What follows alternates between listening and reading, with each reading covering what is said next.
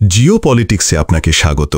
ভারতীয় প্রধানমন্ত্রী সাম্প্রতিক ঘানা, ব্রাজিল, আর্জেন্টিনা, ত্রিনিদাদ ও টোবাগো এবং নামিবিয়া সফরে গেছেন।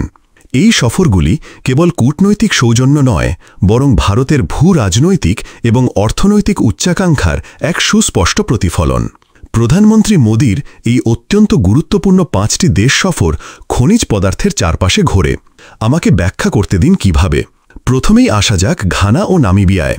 আফ্রিকার এই দুটি দেশ কৌশলগতভাবে গুরুত্বপূর্ণ। ভারত আফ্রিকার দেশগুলির সাথে তার সম্পর্ককে নতুন মাত্রা দিতে চাইছে, বিশেষ করে জাতিসংঘের সংস্কার এবং একটি ন্যায্য বিশ্ব ব্যবস্থার দাবিতে। জাতিসংঘের নিরাপত্তা পরিষদে ভারতের স্থায়ী সদস্যপদের দাবির সমর্থনে তাদের ভূমিকা অত্যন্ত গুরুত্বপূর্ণ হতে পারে। তাছাড়া নামিবিয়ায় প্রচুর ইউরেনিয়াম রয়েছে। বলা হয় যে বিশ্বের 11% ইউরেনিয়াম নামিবিয়া থেকে আসে, আর পারমাণবিক বিদ্যুৎ তৈরি করার জন্য যেটি অপরিহার্য। তারপর যদি আপনি ঘানার দিকে তাকান, ঘানাকে আফ্রিকার লিথিয়াম হাব বলা হয়, আর লিথিয়াম দিয়ে ব্যাটারি তৈরি করা হয়। বর্তমানে লিথিয়াম আয়ন ব্যাটারি ছাড়া আপনি এক মুহূর্তও কল্পনা করতে পারবেন না। দ্বিতীয়ত, ব্রাজিল ও আর্জেন্টিনা। এই দুটি দেশই লাতিন আমেরিকার গুরুত্বপূর্ণ অর্থনৈতিক শক্তি। ব্রাজিলের সাথে ভারত ব্রিক্স জোটের সদস্য। ব্রিক্সের সম্প্রসারণ এবং এর প্রভাব বৃদ্ধিতে ভারতের ভূমিকা অত্যন্ত গুরুত্বপূর্ণ। আর্জেন্টিনার দিকে তাকাই, এটি বিশ্বের দ্বিতীয় বৃহত্তম লিথিয়াম মজুতকারী দেশ এবং এখানে প্রচুর শেল গ্যাস এবং তেলের মজুদ রয়েছে। আর্জেন্টিনা শক্তির ভাণ্ডার। আর যদি আপনি ভারত ও আর্জেন্টিনার মধ্যে বাণিজ্যের দিকে তাকান, তাহলে এটি প্রায় 5 থেকে 6 বিলিয়ন ডলার। আর্জেন্টিনা ভারতের ক্রমবর্ধমান জ্বালানি চাহিদার জন্য একটি বিকল্প। লিথিয়াম আয়ন ব্যাটারির জন্য লিথিয়াম গুরুত্বপূর্ণ, কিন্তু জম্মু ও কাশ্মীরে তো লিথিয়াম পাওয়া গেছে, তাহলে তা বের না করেও ভারত 7 সমুদ্র পারে আর্জেন্টিনায় কেন যাচ্ছে? জম্মু ও কাশ্মীরে লিথিয়ামের ভাণ্ডার বাণিজ্যিকভাবে বের করে বিক্রি করা খুবই ব্যয়বহুল হবে।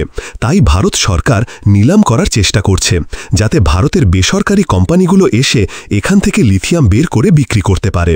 কিন্তু এখান থেকে লিথিয়াম বের করে বিক্রি করার খরচ এত বেশি হবে যে ভারত এখন পর্যন্ত যত নিলাম করেছে তাতে কেউ জম্মু ও কাশ্মীরের লিথিয়ামের মজুদের প্রতি আগ্রহ দেখায়নি। এর আরেকটি কারণ হল নিরাপত্তা উদ্বেগ। যখন আপনি লিথিয়াম খনন করেন, তখন আপনাকে প্রচুর খনি শ্রমিক আনতে হবে।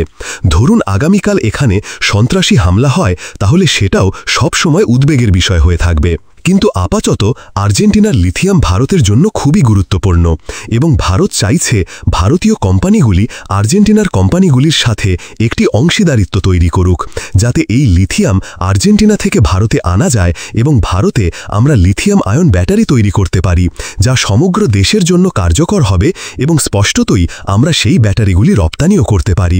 তাছাড়া আর্জেন্টিনার সামরিক বাহিনীর একটি বিশাল হেলিকপ্টার বহর রয়েছে। ভারত আর্জেন্টিনাকে একটি প্রস্তাব দিয়েছে যে ভারত আপনার সমস্ত হেলিকপ্টার বহরের রক্ষণাবেক্ষণের যত্ন নিতে পারে। এটি আর্জেন্টিনার প্রতিরক্ষা খাতে ভারতের প্রথম পদক্ষেপ। আর্জেন্টিনা স্পষ্টতই ভারতের ব্রহ্মস ক্ষেপণাস্ত্রের প্রতি খুব আগ্রহী এবং ভারত থেকে বিভিন্ন প্রতিরক্ষা সরঞ্জাম কেনার কথা বলছে। তৃতীয়ত, ত্রিনিদাদ ও টোবাগো। ক্যারিবিয়ান অঞ্চলে এই দেশটি ভারতের জন্য একটি গুরুত্বপূর্ণ প্রবেশদ্বার হতে পারে। জ্বালানি নিরাপত্তা এবং ভারতের ক্রমবর্ধমান জ্বালানি চাহিদার পরিপ্রেক্ষিতে এই দেশটি থেকে এলএনজি আমদানির সম্ভাবনা খতিয়ে দেখা যেতে পারে। ভারতীয় প্রবাসীদের একটি বড় অংশ এই দেশে বসবাস করে, যা সাংস্কৃতিক ও অর্থনৈতিক সম্পর্ককে আরও শক্তিশালী করে। ভারতীয় বংশোদ্ভূত জনগোষ্ঠীর বৃহৎ উপস্থিতির কারণে এই দেশের সাথে ভারতের ঐতিহাসিক এবং সাংস্কৃতিক সম্পর্ক অত্যন্ত গভীর। এই দেশগুলির সঙ্গে ভারতের দ্বিপাক্ষিক বাণিজ্য ও বিনিয়োগ বাড়ানোর যথেষ্ট সুযোগ রয়েছে। বিশেষ করে খনিজ সম্পদ এবং জ্বালানি ক্ষেত্রে সহযোগিতা বাড়ানো ভারতের জন্য লাভজনক হতে পারে। ক্রমবর্ধমান বিশ্ব শক্তিতে ভারতের অবস্থান সুদৃঢ় করার জন্য এই দেশগুলির সাথে শক্তিশালী সম্পর্ক অত্যন্ত গুরুত্বপূর্ণ। এটি কেবল দ্বিপাক্ষিক সম্পর্ক নয়, আন্তর্জাতিক মঞ্চে ভারতের প্রভাব বিস্তারের একটি বৃহত্তর প্রকল্পের অংশ। এই বিষয়ে আপনার মতামত কমেন্ট বক্সে লিখুন।